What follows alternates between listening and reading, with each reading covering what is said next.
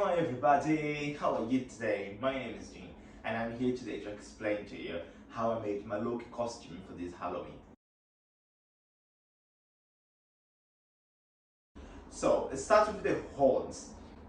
The horns were very complicated thing to do because I wanted to do the Thor Ragnarok Loki cosplay because in my opinion that's the best Loki outfit ever. So the horns was the first introduced to it was and has a very nice design. So to do this design I watched ODIN makes videos on YouTube and they got like nice patterns that I can put in the link for you later. Printed the patterns in A3 paper and then I cut off the patterns, made the measurements, adjusted to my head, so I used a metric tape to make sure that it would fit. And after that I started to transfer this for the Eva Foam. So that's a good thing to know in this video. I forgot to say that I used loads of Eva Foam, I used loads of glue, sticks, stitches, Velcro, everything you can possibly imagine I had to use. Super glue was my best friend in this process for the horns because the Eva Foam I need to attach everything very quickly and I do not want to wait for the contact cement because I was running against time. One of my best investments this year was the Dremel, right? The Dremel is an amazing tool that's gonna be able to provide you with nice shapes on the edges of the Eva Foam to make everything as smooth as all of the time I was using this Dremel. I mean, you can't possibly imagine it. And the heating gun. The heating gun was it helps to do the shape. Essentially, when you hit the Eva Foam and making shape in the way it is, it will stick to the shape forever. It will not change. So it makes our life easier to glue and attach all of the Eva Foam together. So, heat gun, keep in mind, Dremel, keep it in mind, and loads of spray painting, coats and glue. Back to the horns.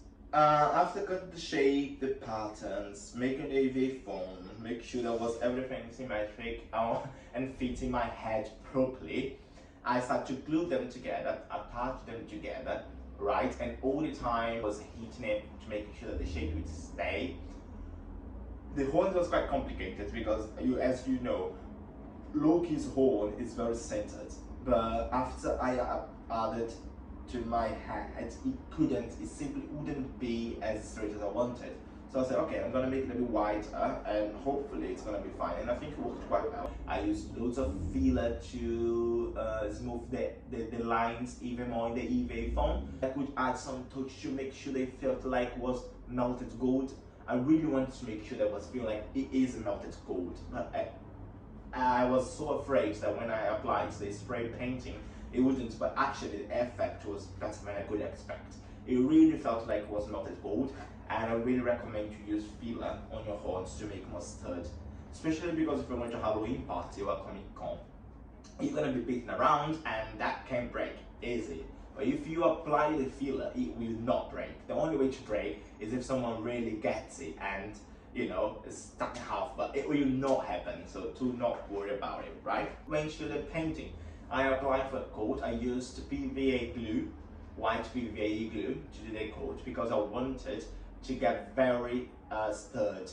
I did not want the horns to be bouncing around or the wind to, take it off my head or anything, so I decided to do PVC.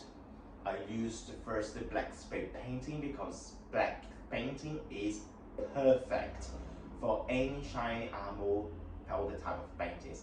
Essentially, if you coat in the black first, everything is gonna be very good. You're buying gold or silver, metallic gold painting. After the metallic gold painting dry, I'm going to the green painting, and after all of the process, I'm going to the primer. The primer is really important to make sure that nothing's gonna run away, and then I left to dry, and that was the horns done. Now, for the scepter. The scepter was another challenge because I really wanted to make the scepter electrical. So I didn't want to make the scepter and put a fake light bulb. I wanted to make sure that it would look like infinite stone. So again, I went to the internet and looked for the pattern and I found out there was two types of Loki scepter.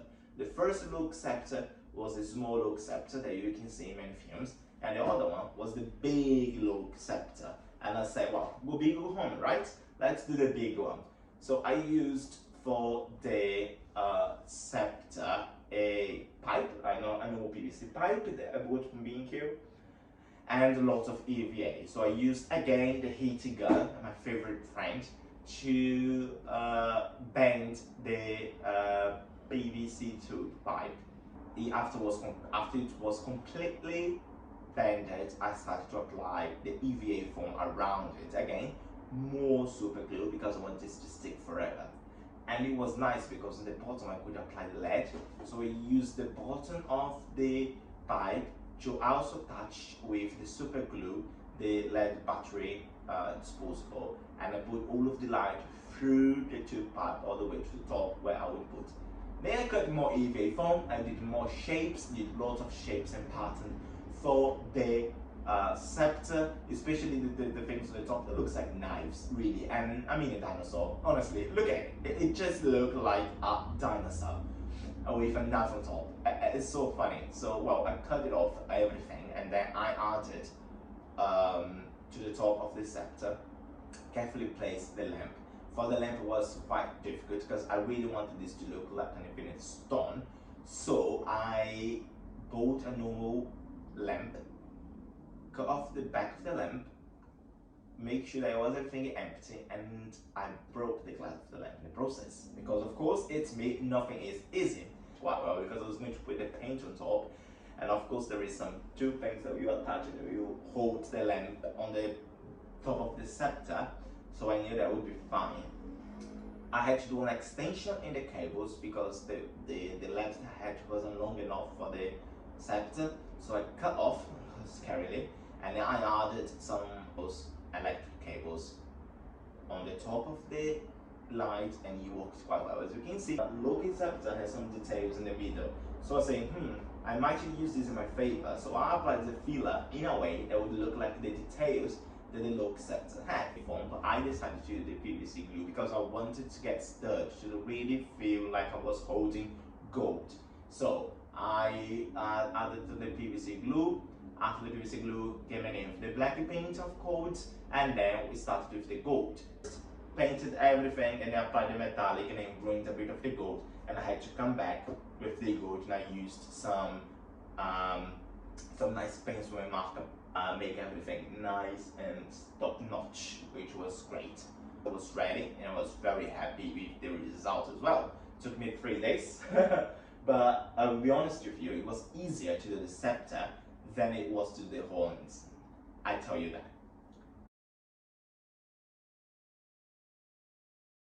Now, for the costume. So I went to a fabric shop first, get some fabrics that would be very useful for the cape and for the rest of the details, especially the armor on the side, because the Thor Ragnarok Loki, you got many details. You've got the leather trousers with the green details in the middle, the boots with the attachment, the jacket, we've got the green jacket, essentially, that goes all under the waistcoat, like got a vest, and the vest comes on top of it with the details on the sidelines with a gold metallic V in the middle to remind a bit of Asgard, and another V leather coat in the middle of the vest. Then on the sides we've got the arm, the upper arm protector, we've got a middle arm protector, the gloves with a metallic attachment on the hands. And then the top of the armor that is gonna go on your shoulders, like the shoulders protective, that is gonna actually hide the cape, and it's supposed to be hold the cape. But of course, if you're not gonna do it properly, you're just gonna make sure that you're gonna hide while you're gonna use to put the cape. If you got the cape, of course you've got the cape, and yes, that is it. Again, as I did not have much time, I couldn't sew myself the leather because I did not have like a sewing machine.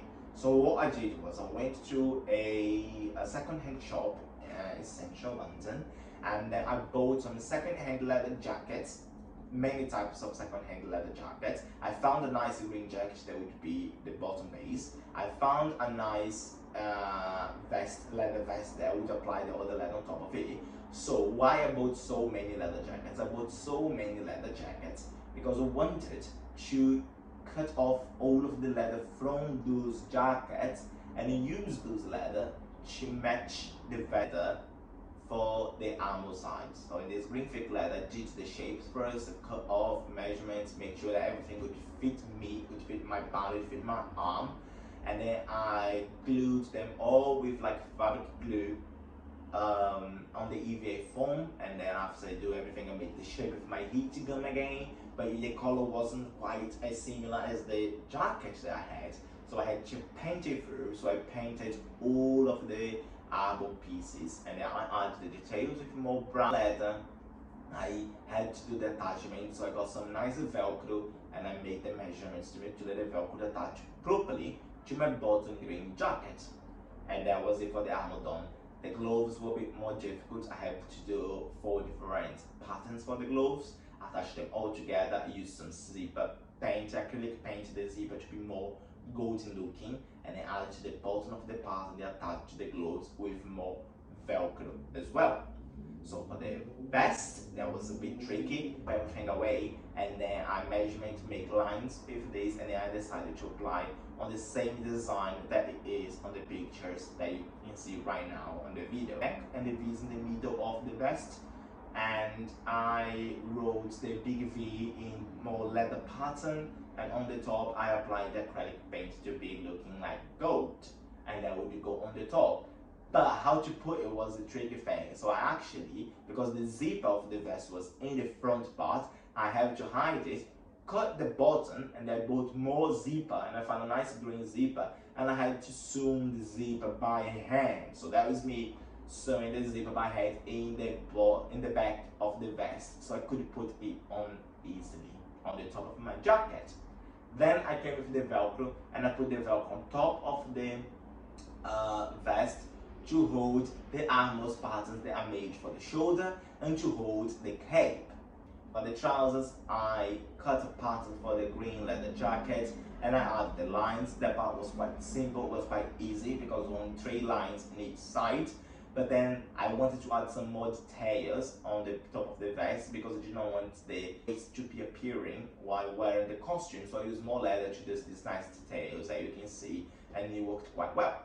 For the boots, I used the arm parts of the leather jackets that I bought because it was in a nice and perfect shape. I cut in half, I bought some buttons and elastic bands, and I glued them all together. I did not want to attach the buttons, I want to really glue them to make sure that it never go off, especially because we're going to be parting. The bottom part is quite easy to go apart. So I glued them all together.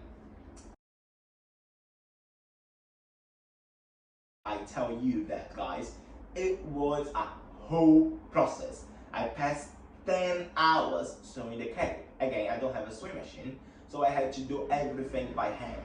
Thank you, Grandma, for teaching me that, by the way. And I sewed everything by hand, and I passed 10 hours, as you can see, just sewing. Every side needs to be perfectly attached, and I wanted to make a nice detail. So I cut the fabric, made a nice shape of the fabric, measured to myself. I want to make sure that my arms should be a bit free, so I made these nice details on the top of the arm, and then I started sewing everything. I started sewing those. I bought 3 types of fabric. One I wanted to put in the middle to make sure that the fabric would be very thick, but my whole outfit was already so thick and so hot, I decided to not apply it, make sure that the cape would be more loose and more malleable. So I decided to just put the 2 fabric together and then attach them together so it would be even in both sides. You'd see a very nice green cape from the inside part and from the outside part of the cape.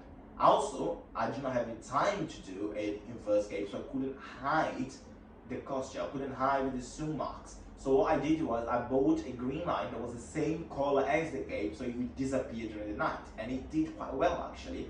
So that's me sewing all of the lines of the cape. I was on the top, I applied the velcro on the top that would go on the vest, and then I had to iron it because iron makes everything better. Just iron your clothes, guys. You have to iron your clothes, please iron it. Remove the mark, and then I made a test, and that was it. The cape was done. that is it. I mean, that is it. Like, it was simple. It wasn't simple. It was really difficult. It was really challenging. I think I did not sleep for the past 4 days doing this costume, but in the end it worked quite well. I applied some nice makeup. I had so much fun. Hope this tutorial helped you and encourage you to do your costume yourself.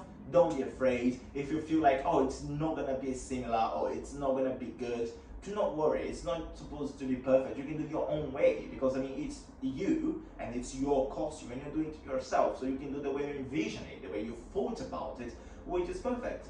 So just don't be afraid. Get it done. Keep it doing. Don't give up. And it's for everything.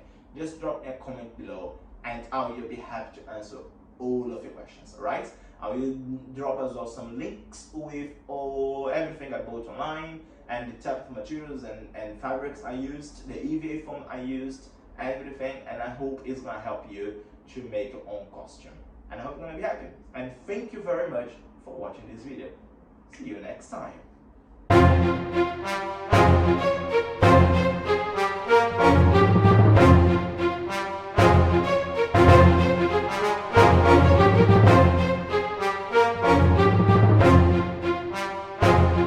Please go to Loki, print.